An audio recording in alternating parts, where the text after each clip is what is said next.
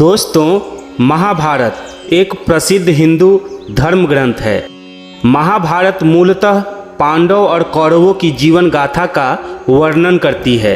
आज के इस प्रसंग में हम आपके लिए महाभारत युद्ध के बाद जब पांडवों की स्वर्ग यात्रा शुरू हुई तो सिर्फ धर्मराज युधिष्ठिर ही सशरीर स्वर्ग में पहुंच पाए।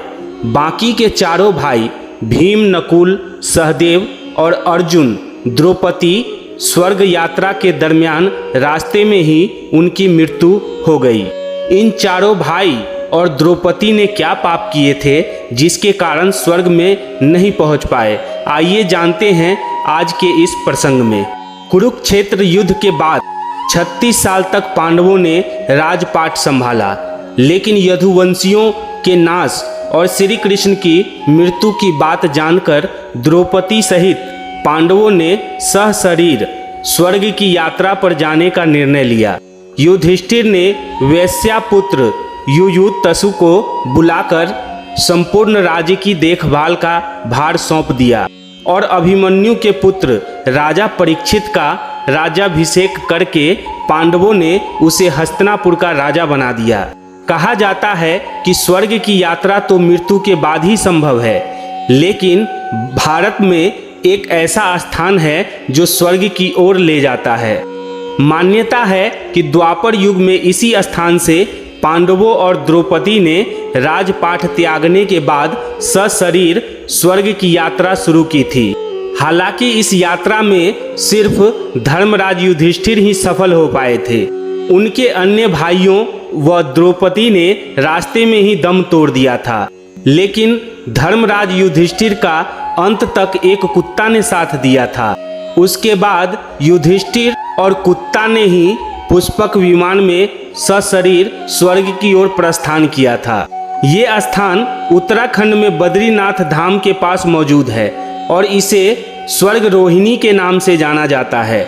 समुद्र तल से करीब 15,000 फीट की ऊंचाई पर स्थित स्वर्ग रोहिणी का सौंदर्य इतना अद्भुत है कि एक बार व्यक्ति वहां पहुंच जाए तो उसका वापस लौटने का मन नहीं करता। ये क्षेत्र वर्ष भर बर्फ से ढका रहता है। इस स्थान पर जाने के लिए सबसे उपयुक्त समय मई से अक्टूबर के बीच माना जाता है। कहा जाता है कि इस यात्रा के दौरान आज भी इंसानों के साथ देने के लिए एक कुत्ता आ जाते हैं। ये कुत्ता कहाँ से आता है इसका किसी को अभी तक कुछ नहीं पता। तो आइए प्रसंग में आगे बढ़ते हैं। आगे आगे युधिष्ठिर चल रहे थे, उनके पीछे भीम थे और भीम के पीछे अर्जुन थे। उनके भी पीछे कर्मशः नकुल और सहदेव चल रहे थे और इन सब के पीछे द्रौपदी चल रही थी और साथ में पांडवों के पीछे एक कुत्ता भी चला जा रहा था। अर्जुन ने अपने दिव्य गांडीव धनुष तथा दोनों अक्षय तुनीरों का परित्याग नहीं किया था। आगे चलने के बाद अग्निदेव प्रकट होते हैं। अग्निदेव अर्जुन से कहते हैं कि श्री कृष्ण का सुदर्शन चक्र भी अब चला गया है। गांडीव धनुष भी वरुण से मांगकर लाया गया था।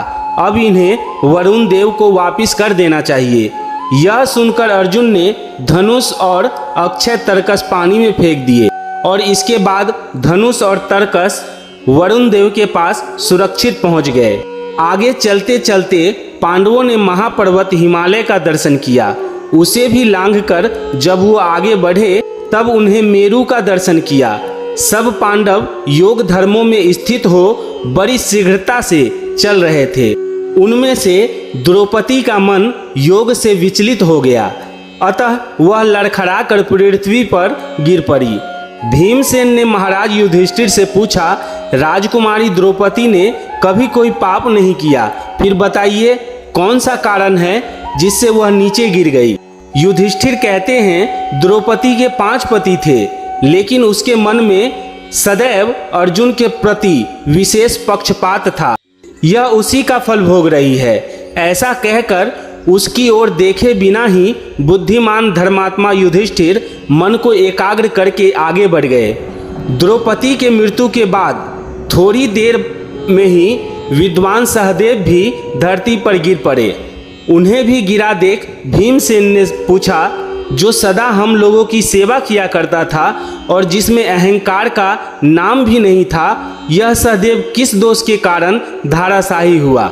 युधिष्ठिर ने कहा, यह राजकुमार सहदेव किसी को अपने जैसा विद्वान या बुद्धिमान नहीं समझता था, अतः उसी दोष से इसका पतन हुआ है। सहदेव को भी छोड़कर शेष भाइयों और एक कुत्ते के साथ युधिष्ठिर आगे बढ़ गए। द्रौपदी और सहदेव को गिरे देख सूरवीर नकुल भी गिर पड़े। मनोहर दिखाई देने वाले वीर नकुल के धाराशाही होने पर भीमसेन ने पुनः धर्मराज युधिष्ठिर से यह प्रश्न किया, संसार में जिसकी रूप की समानता करने वाला कोई नहीं था और जिसने कभी अपने धर्म में त्रुटि नहीं आने दी तथा जो सदैव हम लोगों की आज्ञा का पालन करता था, वो हमारा प्रिय बंधु नकुल पृथ्वी पर क्यों गिर पड़ा? युधिष्ठिर ने नकुल के विषय में इस प्रकार उत्तर दिया, नकुल की दृष्टि सदा ऐसी रही है कि मेरे जैसा रूपवान दूसरा कोई नहीं है।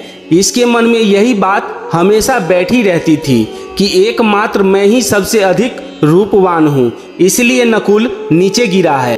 द्रौपदी तथा नकुल और सहदेव तीनों गिर गए। यह देखकर सूरवीरों का संहार करने वाले अर्जुन शोक से स्वयं भी गिर पड़े। इंद्र के समान तेजस्वी वीर पुरुष अर्जुन जब पृथ्वी पर गिरकर प्राण त्याग करने लगे, उस समय भीम ने राजा युधिष्ठिर से पूछा, महात्मा अर्जुन कभी परिहास में भी झूठ बोले हो ऐसा मुझे याद नहीं आता, फिर यह किस कर्म का फल है जिससे इन्हें पृथ्वी पर गिरना पड़ा? युधिष्ठिर बोले, अर्जुन को अपनी शूरवीरता का अभिमान था। उन्होंने कहा था कि मैं एक ही दिन में शत्रुओं को भस्म कर डालूंगा, किंतु ऐसा किया नहीं जा सकता था क्योंकि उन्होंने दिव्यास्त्र का उपयोग ही नहीं किया। इसलिए अर्जुन पृथ्वी पर गिर पड़ा है क्योंकि उसके पास अभिमान बहुत बड़ा था। अर्जुन की मृत्यु के थोड़े आगे चलकर इतने में ही भीमसेन भी गिर पड़े। गिरने के साथ ही भीमसेन ने धर्मराज युधिष्ठिर को पुकार कर पूछा, जरा मेरी ओर तो देखिए, मैं आपका प्रिय भीमसेन यहाँ गिर पड़ा हूँ। यदि जानते हो तो बताइए मेरे इस पतन का क्या कारण है? युधिष्ठिर ने कहा, भीमसेन तुम बहुत खाते थे और दूसरों को कुछ भी ना समझकर अपने बल की डींग हाँका करते थे, इसी कारण से तुम्हें भी धाराशाही होना पड़ा है। यह कहकर युधिष्ठिर उनकी ओर देखे बिना ही आगे चल दिए। द्रौपदी और 4 भाई की मृत्यु के बाद युधिष्ठिर अकेले चलने लगे। एक कुत्ता भी बराबर उनका अनुसरण कर रहा था। तदंतर आकाश और पृथ्वी को सब ओर से ध्वनित करते हुए देवराज इंद्र रथ के साथ युधिष्ठिर के पास आ पहुंचे और उनसे बोले, तुम इस रथ पर सवार हो जाओ।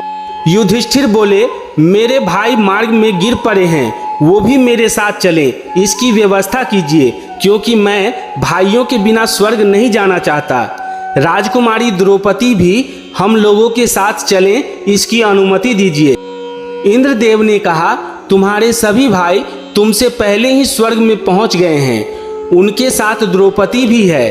वहां चलने पर वह सब तुम्हें मिलेंगे। वो सब मानव शरीर का परित्याग करके स्वर्ग में गए हैं, किंतु तुम इसी सशरीर से वहां चलोगे, इसमें कोई संशय नहीं है। युधिष्ठिर बोले, यह कुत्ता मेरा बड़ा भगत है, इसने सदा ही मेरा साथ दिया है, यह भी मेरे साथ चले, ऐसी आप आज्ञा दीजिए, क्योंकि मेरी बुद्धि में निष्ठुरता का अभाव है। इंद्र ने कहा, तुम्हें अमरता और स्वर्गीय सुख भी उपलब्ध हुए हैं, अतः इस कुत्ते को छोड़ो और मेरे साथ चलो, इसमें कोई कठोरता नहीं है। युधिष्ठिर ने कहा, संसार में यह निश्चित बात है कि मरे हुए मनुष्यों के साथ न तो किसी का मेल होता है और न ही विरोध। द्रौपदी तथा मेरे भाइयों को जीवित करना मेरे बस की बात नहीं है, अतः मर जाने पर मैंने उनका त्याग किया है, जीवित अवस्था में मैंने उनका त्याग नहीं किया। इसलिए शरण में आए हुए को भय देना, स्त्री का वध करना, ब्राह्मण का धन लूटना और मित्रों के साथ द्रोह करना, यह चारों धर्म एक ओर हो, भक्तों का त्याग दूसरी ओर हो, तो मेरी समझ में यह अकेला ही उन चारों के बराबर है। इतने में ही वह कुत्ता अपनी असली स्वरूप में आ गया। दरअसल वह कुत्ता और कोई नहीं बल्कि धर्मराज यानी यमराज थे। यमराज ने कहा, पूर्व काल में एक बार मैंने तुम्हारी परीक्षा ली थी, जब तुम्हारे सभी भाई पानी लेने के लिए उद्योग करते हुए मारे गए थे। उस समय तुमने कुंती और माद्री दोनों माताओं में समानता की इच्छा रखकर अपने सगे भाई भीम और अर्जुन को छोड़ केवल नकुल को जीवित करना चाहा था। यह कुत्ता मेरा भक्त है, ऐसा सोचकर तुमने देवराज इंद्र के रथ का भी परित्याग कर दिया है। यही कारण है कि तुमने अपने इस शरीर से अक्षय लोकों की प्राप्ति की है। तुम परम उत्तम दिव्य गति को पा गए हो। इस तरह से धर्मराज और कुत्ता स्वर्ग में चले गए। दोस्तों, द्रौपदी के साथ साथ नकुल और सहदेव, भीमसेन और अर्जुन को भी स्वर्ग की प्राप्ति हुई थी। नकुल और सहदेव अश्विनी कुमार के पुत्र थे, तो उनको अश्विनी कुमार के पास स्थान मिला।